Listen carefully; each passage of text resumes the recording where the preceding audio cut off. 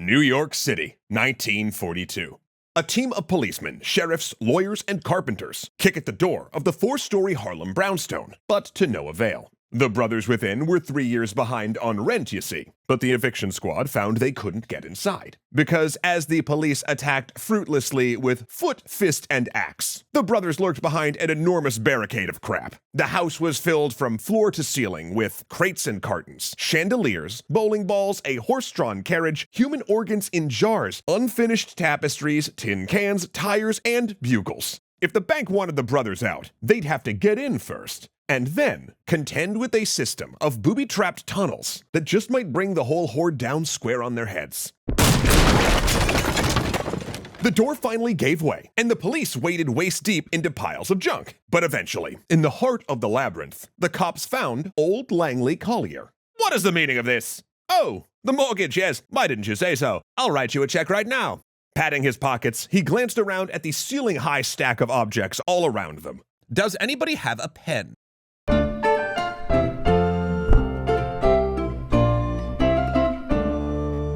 Thanks so much to Doomlings for helping to make this episode possible. Please go check out their delightfully doomed card game that's been sitting at the top of my games pile for a few weeks now after the episode. "Say, there goes old Herman Collyer!" cried the people of New York in delight as the eccentric gynecologist made his way to work in the morning by paddling a canoe down the East River. Yeah, Herman was a character, but he and his people had been fixtures of New York society for centuries. The Colliers supposedly were descended from the Livingstons, who arrived in New York in the 17th century, making them cousins to the Astors, the Roosevelts, and the Hamiltons. Collier legend even had it that Queen Victoria had gifted a grand piano to Herman's wife Susie. Oh, and she came from a prominent family too. Hermans! Yeah, they were first cousins. Hey, when you got a classy New York dynasty going, do you really want some stranger doing a cannonball into the gene pool? Well, they sure didn't. And neither did their two sons, Homer and Langley, who pursued this line of thinking to its logical conclusion, extinction. At first, Homer and Langley looked to maintain the prestige of the cultivated Colliers. Both went to Columbia, where Homer studied maritime law and Langley engineering and chemistry. Taking after his mother, Langley was also a skilled concert pianist, even performing at Carnegie Hall. Yes, it was to be high society for the boys then, and they were well aware of their eminent origins. Langley once told the press that their ancestors came to America not on the Mayflower, but the Speedwell, a ship that carried a better class of passenger. The brothers also taught Sunday school. So, come to think of it, they would have been well aware of Proverbs 16:18. Pride go beforeth destruction, and a haughty spirit before the fall. Tragically, they never saw this as particularly relevant. In 1909, feeling flush, Herman, Susie, and the boys moved to a large brownstone in fashionable, well-to-do Harlem. Homer at the time was 28 years old, and Langley 24. Now, you might be asking, why were they still living at home in their mid to late 20s? Seems a little odd for the time. Oh boy, are we just getting started.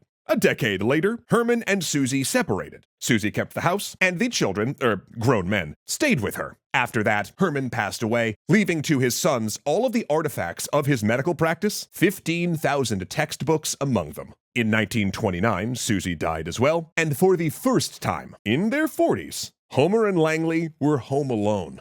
But the New York that they knew, particularly the white, affluent Harlem they'd grown up in, was changing. When the Collyer brothers came to Harlem in 1909, the neighborhood was about 10% black, but in 1930, it was 70%. That same decade saw, of course, the Great Depression, meaning in Harlem, 1 in 4 people were out of work. Now, regular viewers of our show might remember that this was also the time of the Harlem Renaissance, a foundational era of African-American art, music, and literature, which you can and should learn about more here. But I'm sure surprising few of you. Turned out Herman and Susie Collyer had not relocated the white, wealthy Collyer dynasty to Harlem because of W.E.B. Du Bois's Manifesto for Black Theater. So as white Harlem receded, so too did the Collyer brothers, deep into their own shared bubble. Then in 1933, Homer went blind, which made the metaphor of the Collyer brothers' existence literal and complete.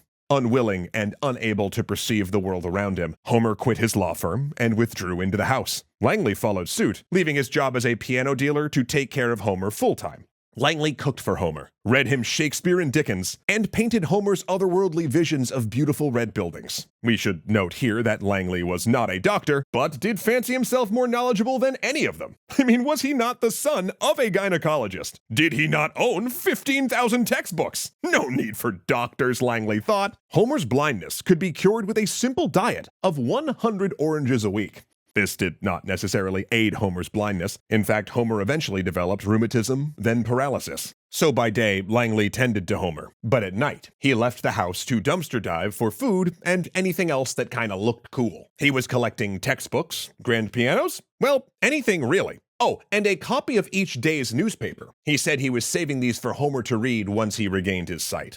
Ironically, the Colliers disappearing into the house had the effect of making them notorious. The aristocratic Harlem brothers holed up in a brownstone, hoarding books, pianos, food, clocks, cats, and guns. Unfortunately, the pressure on local teens to vandalize the house proved irresistible, and they attacked with rocks and jeers. In response, Langley boarded up the windows. But that didn't stop the odd teen or two from breaking in to look for hidden treasure. Drastic measures were called for. And so, from Langley's collection of wire, car parts, springs, and garbage, he outfitted the house with an elaborate network of booby traps and tunnels to catch would-be thieves. If an intruder stumbled over a tripwire, he'd be trapped and crushed. "All we want is for people to leave us alone," Homer told the press. Added Langley, "All people are after is money."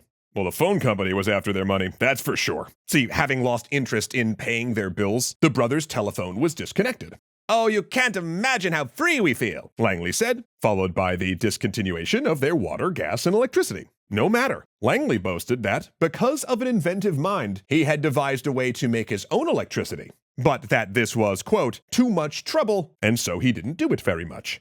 Once Langley paid off the mortgage, yeah, that scene from the beginning of the show actually does end with him paying it off. The brothers could really do whatever they wanted with the place. But only 5 years later, the police received a phone call about an ominous smell at the Collier house. After going through the whole thing with the door again, the police slowly pushed their way through 100 tons of banjos, bolts of silk, baby carriages, and horse bones to find the body of poor old Homer Collyer, dead for 10 hours from starvation.